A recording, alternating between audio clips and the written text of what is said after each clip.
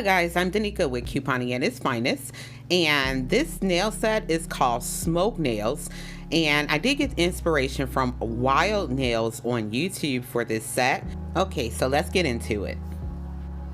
Okay, so here is my current set, and these are actually like I think 2 weeks old. So what I'm going to show you guys is how to start taking off your current polish. Now you can do that with a regular nail file if you choose, but I'm going to be doing this with an e-file.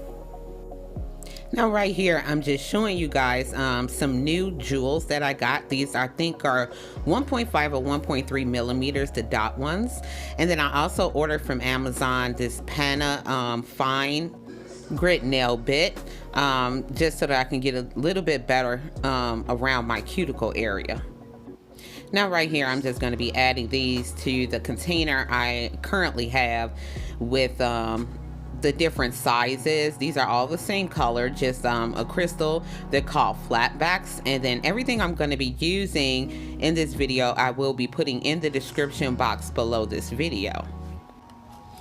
Okay, now right here I just have my large cuticle nippers, and I'm using those to remove my previous crystals off my nails, because when you're e-filing, you do not want to e-file over the crystals. It will mess up your bits, and sometimes those bits can be expensive. The ones that I have are not, and I pretty much got everything from Amazon, but yeah, that's just what I'm doing right here, just to show you guys the removal process if you have started already DIYing your nails and have followed my previous videos.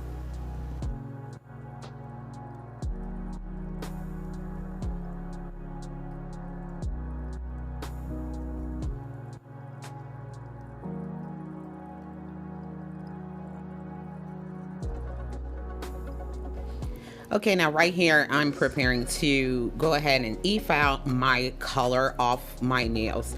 Now, if you guys are not good with an e-file or are still practicing and are not comfortable with doing it this way, which this way is super quick, you can soak off your gel polish. That's an option, but I prefer to e-file. Now, what I'm using is called a safety bit that is rounded at the top, so that you are not cutting your clients, if you have any, or cutting yourself. You're able to be a little bit more precise without the worry of doing that. And like I said, I do have everything in the description box below the video if you're interested in getting a safety bit like this. And then I'll let you watch the process for a second, and then we're going to go ahead and move on.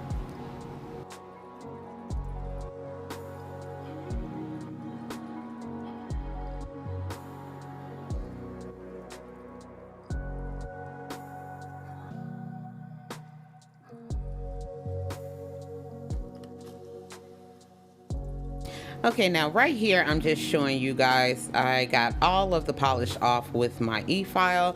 I am missing 2 nails I'm going to replace, but all around my cuticles and everything is fresh and ready to go. Now right here, I'm going to start doing my cuticle prep. So I'm using the flat end of my cuticle pusher, and I'm pushing them all the way back to get them off of my nail plate. One thing I've learned about lifting when people have problems with that is they're not doing their cuticle prep properly, whether they're doing what's called an infill or a fill-in, that's what we call them in Chicago, or they're just doing a full new nail set. Always make sure that you're doing your cuticle prep. So as you can see, I kind of really need a fill-in. Some of my nails are grown out a little longer than others. Not sure why, but that's how my hands are set up. So I'm just going to show you my cuticle prep with my cuticle pusher, just to show you guys how to do it. Now right here, I'm just using my needle bit on my e-file to further get up any dead skin and cuticle resting on my nail plate. Now when you're doing your cuticle pusher and using the e-file needle bit, make sure that you're doing this parallel to the nail and very gently on the lowest speed so that you don't mess up your nail plate.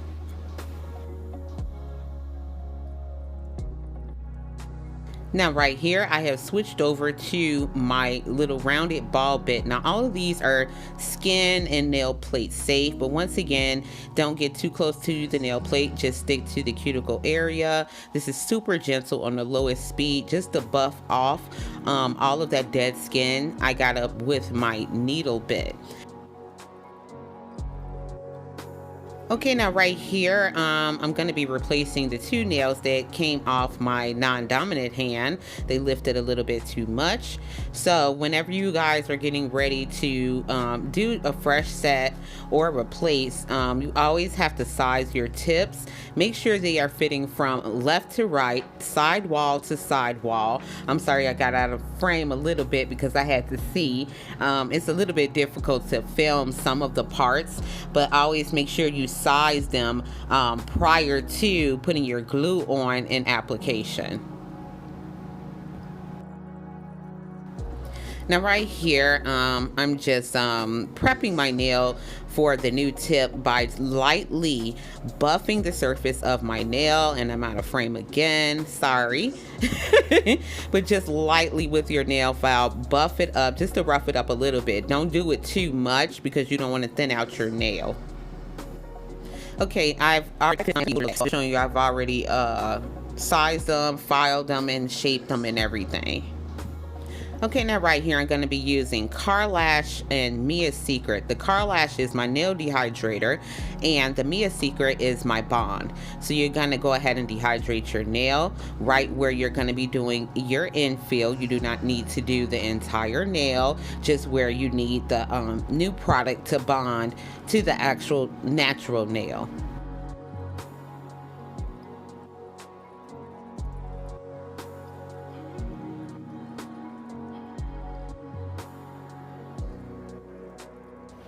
Okay, now right here I'm just showing that I'm done with the prep, and we're going to be using clear builder gel. I did get some from Marquette, but I didn't end up using it for this video because I still had some left over from previous usages. So just showing to make sure that you have some acetone, and this is the acetone I'm using, the Onyx, and like some kind of container. Better would be the glass container. Now when you're scooping out of your pot for your builder gel, make sure that you scoop, because if you stir it, you're gonna have bubbles. And you can clean your brush with your gel and just coat the nail, and that's what the rest of the builder gel is going to adhere to. You're going to float it with the lightest touch down your nail. So right here, I'm just painting a little bit more on, just to make sure I have nice coverage. Then I'm going to take a bigger bead, and then I'm going to start at the cuticle area, like I said, with the lightest touch. That first kind of sort of called like a slip layer, shows the bigger bead of builder gel where to go. So everywhere that you put that slip layer is where the bigger bead is going to float to. Now the thing about builder gel that's really nice is it's called self-leveling. So once you get it on everywhere you need to go, you turn your hand upside down and let gravity just pull it down to help you build a nice apex. And once you're happy with it, you just stick it in a lamp and just cure for 30 seconds. And also guys, you can do multiple layers and just keep going back and forth and curing until you're happy with the form and the shape of your nail.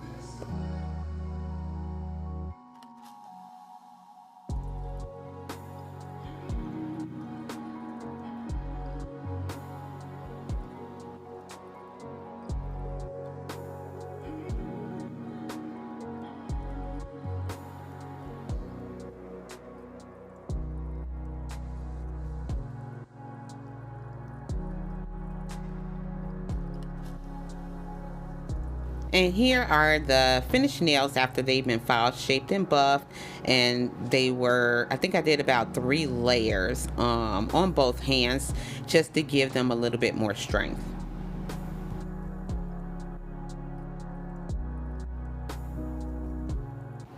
Now for the fun part, I'm going to be going in with my Beetles brand base coat And then we're gonna start our design.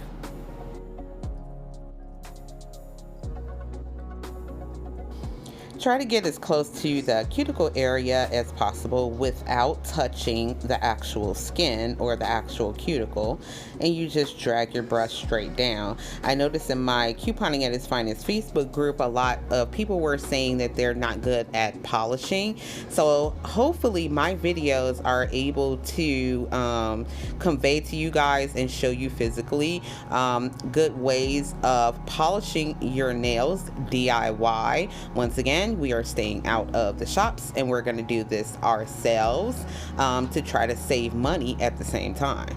So make sure that you base coat all of your nails, and that's what your other gel polish is going to adhere to.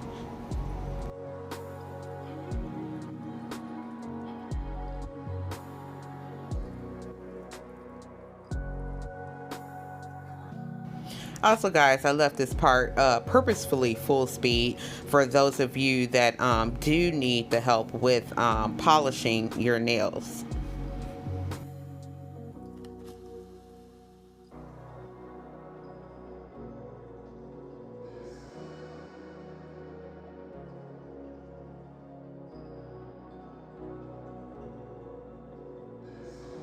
Okay, now we're going to go in with our Beetles brand black nail polish. The black is going to be a better backdrop for the smoke effect.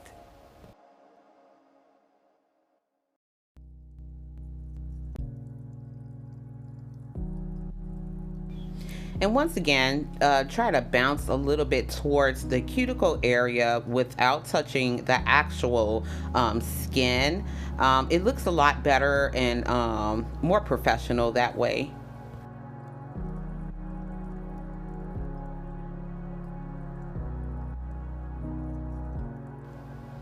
And I am not a professional in no parts. I've just been watching a lot of YouTube videos and just absorbing a lot of the information and tips and tricks. And then I know a lot of you guys, I have about almost 30,000 followers for couponing. So I know a lot of you guys need this information, and I'm happy to give it to you guys.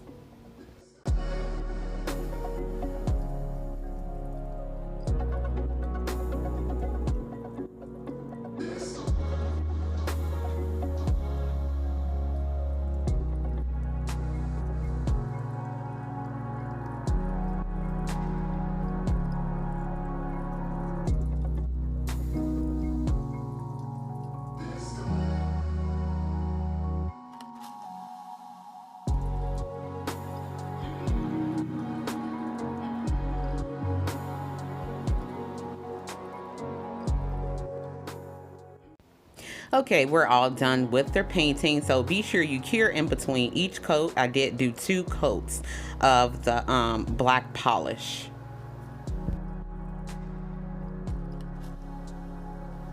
Okay, so now let's go ahead and get into our design. We have our nice black back coat, but we're not going to top coat this at all. We're gonna use now that first brush. I'm not sure what it's called, but it's like a flat mini paint brush. The second one I know is called a striper brush. It's really thin. Now this is a nail form. I'm using the back of it to put down my polish. And then this is just showing you guys my mock eraser, my acetone. Now I'm gonna be using Model 1's white, and then this right here is my top coat that I'm going to be using. This is by Beetles. All of this stuff is on Amazon, and once again it will be in the description box below. And then these are the crystals I showed you in the beginning in my little container. And then this is my jewel glue, once again from Amazon. Now I'm going to be using pigment powders for this, purple and orange. Now in the original video she used neon pigment powders, but this is for Halloween theme, so I'm going to be using purple and orange, and both of those are like a neon purple and a neon orange. And then also that was my crystal katana to pick up my jewels, and these are like eyeshadow makeup applicators that they give you for the pigment powders. Okay, now we're going to take the white gel polish and we're going to put it on the backing paper so that we can use the brushes to get the effect that we need on the nails.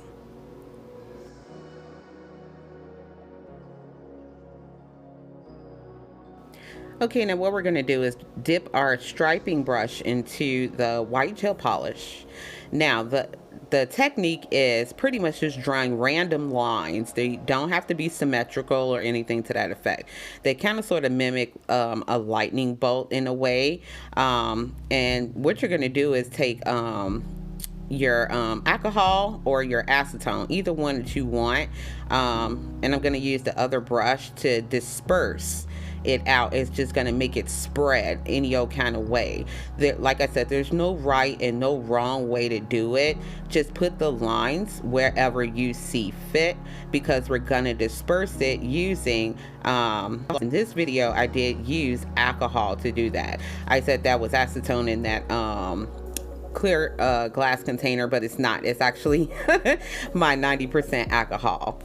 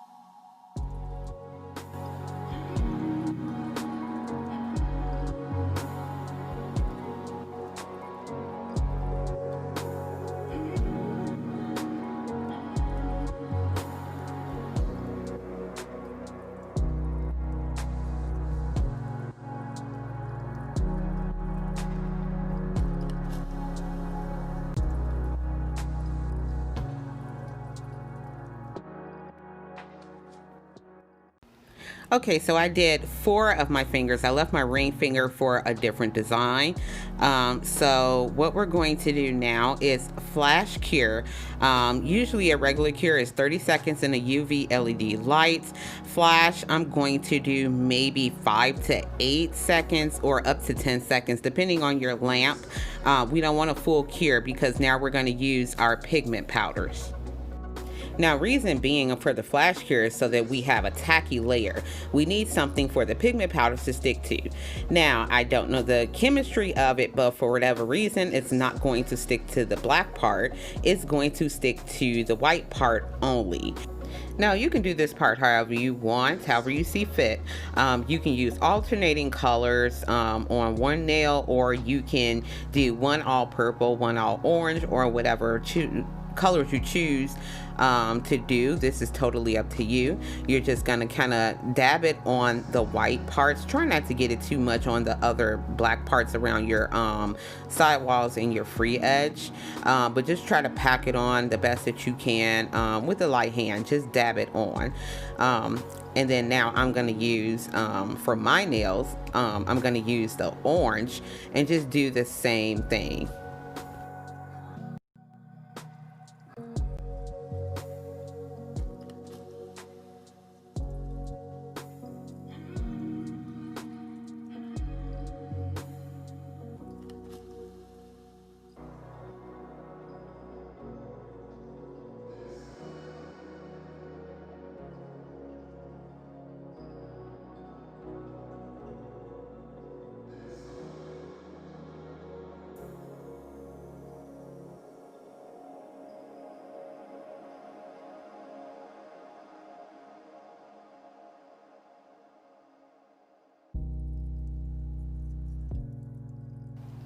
And then also be sure that you do brush it off and then cure for 30 seconds after you're done.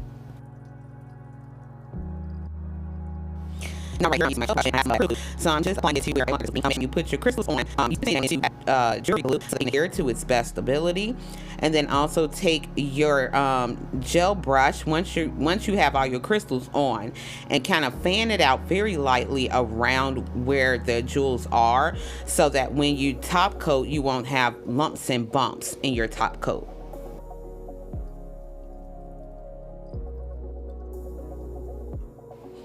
Okay, now we're gonna go ahead and get ready to top coat. Oh, by the way, make sure that you do cure for up to 60 seconds for the jewels, so that they can not move on you. Now, when you top coat, like I told you guys in previous nail videos, make sure that you top coat around your jewels. You never top coat on top of them, ever, ever, ever.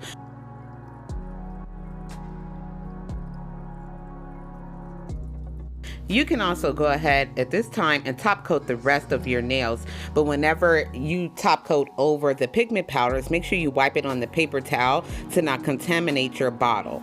And that's pretty much going to be it. And wrap it up and put on your cuticle oil.